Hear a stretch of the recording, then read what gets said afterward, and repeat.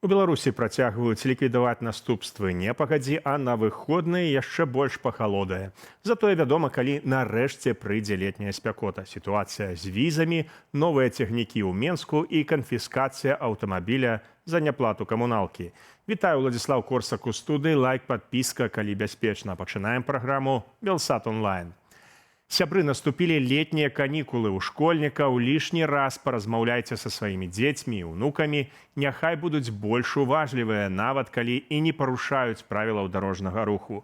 Чарговае здарэнне пры катанні на самакаце. Гэтым разам у Магілёве 11-гадовы хлопчык на электрасамакаце трапіў пад колы аўтамабіля. Аварыя адбылася на праспекце Міру каля кальца Каралёва. Паводле інфармацыі ДАІ, 31-гадовы кіроўца аўтамабіля «Шкода» наехаў на дзіця, якое пераязджала дарогу па пешаходным пераходзе. Хлопчык атрымаў траўмы і быў шпіталізаваны. У ДАІ нагадваюць, што карыстальнікі сродкаў персанальнай мабільнасці павінны рухацца па веладарожках, а калі іх няма, па тратуарах або пешаходных дарожках. Максімальная хуткасць не павінна перавышаць 25 км за гадзіну, а кіраваць электрасамакатам дазваляецца толькі з 14 гадоў. У горадні ж на вуліцы Астроўскага пад машыну трапіў 11-гадовы хлопчык, які выбег на дарогу па-за пешаходным пераходам. Дзіця даставілі ў лякарню са шматлікімі траўмамі. Моцны вецер, які прайшоў па Беларусі напярэдадні, пакінуў пасля сябе дзясяткі паваленых дрэваў. Паводле аператыўных звестак МНС зафіксаваны 51 такі выпадак у Берасцейскай, Віцебскай, Гомельскай, Градзенскай і Магілёўскай вобласцях, а таксама у Менску.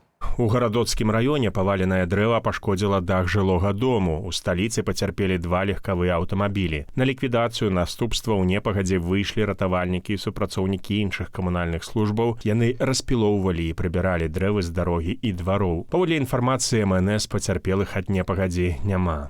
Бел-чырвона-белыя цягнікі могуць з'явіцца на беларускай чыгунцы. Такую, так бы мовіць, ідэалагічную дыверсію рэпрэзентаваў расейскі вытворца на выставе «Транспарт і лагістыка-2026» у Менску. Праект прадстаўляе сабой нізкападлогавы электрацягнік ЭП-5Н.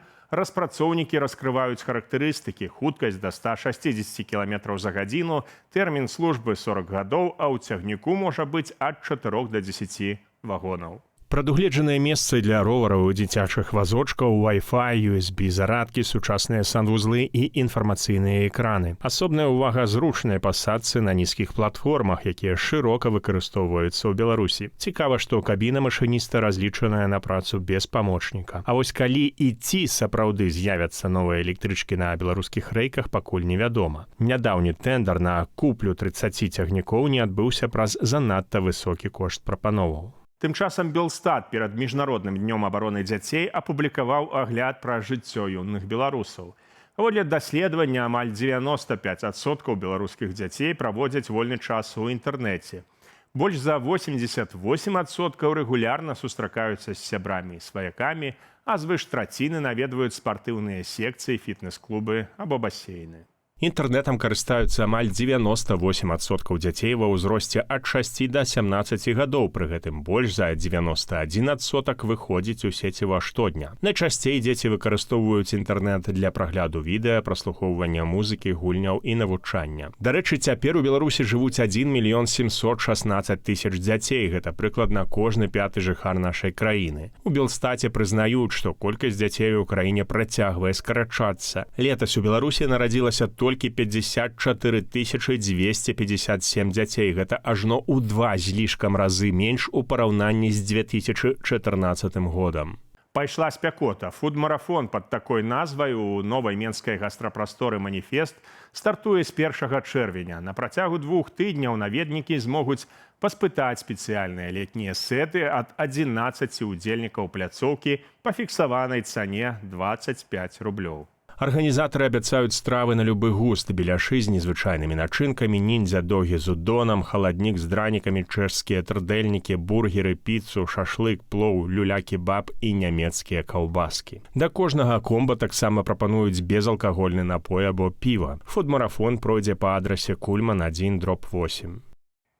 Паводле актуальнай статыстыкі Еўракамісіі, летась грамадзянам Беларусі выдалі больш за 152 000 шэнгенскіх візаў. Пры гэтым узровень адмоваў застаўся вельмі нізкі, усяго 2,3%. Часцей за ўсё адмовы беларусы атрымлівалі ад Нямецчыны, Польшчы, Францыі і Літвы. А вось самым лаяльным консульствам аказалася Італія. Яна выдала больш за 50 тысячаў візаў, і амаль 99% з іх былі шматразовыя.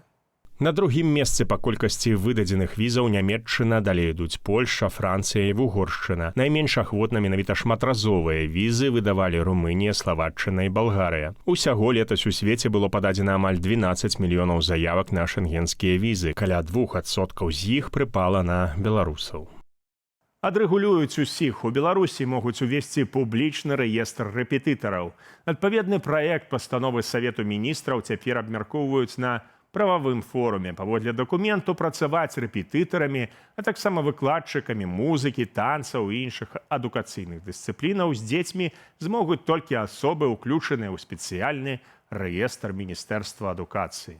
Вядома ж, праект прадугледжвае, што ў рэестр не будуць уключаць людзей, асуджаных паводле так званых экстрэмісцкіх артыкулаў. Крытыкі ініцыятывы лічаць, што новыя правілы ўзмоцняць дзяржаўны кантроль над сферай дадатковай адукацыі і могуць пазбавіць працы частку выкладчыкаў. Да таго ж, адкрытая публікацыя звестак выкладчыкаў можа прывесці да махлярскіх дзеянняў. Зламыснікі могуць выкарыстоўваць адкрытыя персанальныя дадзеныя, каб уводзіць бацькоў у зман. Напрыклад, прадставіцца педагогам з рэестру і запісаць дзяцей за грошы на эфектыўныя заняткі. Прадстаўнікі ж рэжыму заяўляюць, што меры неабходныя для абароны дзяцей і павышэння бяспекі адукацыйных паслуг. Падрабязнасці на сайце Белсату. У Добрушы ў жанчыны забралі аўтамабіль праз даўгі па камуналцы і штрафах.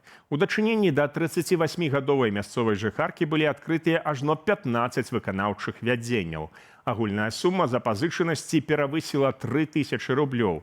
Паводле звестак галоўнага ўпраўлення юстыцыі гомельскага аблвыканкаму, першыя штрафы жанчына атрымала каля 2,5 гадоў таму за перавышэнне хуткасці і кіравання без пасведчання кіроўцы.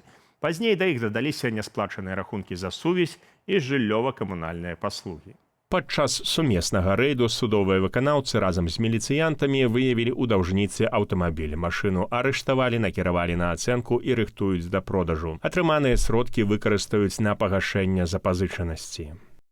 Гомельскі падлетак загінуў страшнай і недарэчнай смерцю. Мясцовыя паблікі паведамляюць, што трагедыя здарылася напярэдадні ўвечары ў мікрараёне Хутар на вуліцы Жамчужнай. З папярэдняй інфармацыі маладзён быў на 15-м паверсе і стаў на руках напарэнчыка уразіць дзяўчыну. Аднак не здолеў утрымацца. Дзяўчына спрабавала схапіць яго за адзенне, але хлопец усё ж сарваўся ўніз.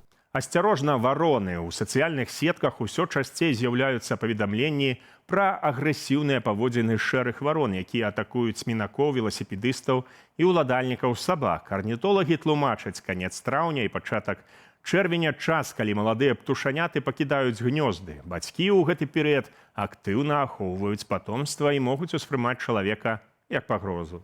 Спецыялісты раяць звяртаць увагу на паводзіны птушак. Калі варона гучна крычыць і кружляе побач, лепш абысці гэтае месца. Хутчэй за ўсё недзе паблізу птушаняты. Таксама арнітолагі заклікаюць не падбіраць подлеткаў. Бацькі працягваюць іх карміць і абараняць, нават калі тыя пакінулі гняздо. Дапамога патрэбная толькі тады, калі птушаня апынулася ў сапраўды небяспечным месцы, напрыклад, на праезнай частцы. У такім выпадку яго можна асцярожна перанесці ў кусты або высокую траву. Апошнія выходныя траўня ў Беларусі будуць халодныя і ветраныя. Паводле сіноптыкаў, у краіну працягвае паступаць халоднае паветра з паўночнага захаду Еўропы. У суботу і нядзелю на большай частцы тэрыторыі чакаюцца кароткачасовыя дажджы, месцамі магчымыя навальніцы. Вецер застанецца парывістым, а ноччу тэмпература месцамі будзе апускацца да плюс 2-3 градусаў. У дзённыя гадзіны паветра прагрэецца да 11-18 градусаў і толькі ў заходніх раёнах будзе цяплей да плюс 23. Што ж, сябры, спадзяёмся на цёплае лета, бо канец каляндарнай вясны ў Беларусі выдасца хутчэй у восеньскім стылі. І выглядае, што гэтае лета не прымусіць сябе чакаць ужо. На наступным тыдні сіноптыкі прагназуюць да плюс 27. Месцамі пройдуць кароткачасовыя дажджы, днём магчымыя навальніцы, асобныя раёны краіны ахутаюць непрацяглыя туманы. На гэтым развітваюся, сябры, стаўце лайк і падпісвайцеся на канал, калі бяспечна. Гэта вельмі важна для прасоўвання аператыўных і незалежных навінаў. Беражыце сябе.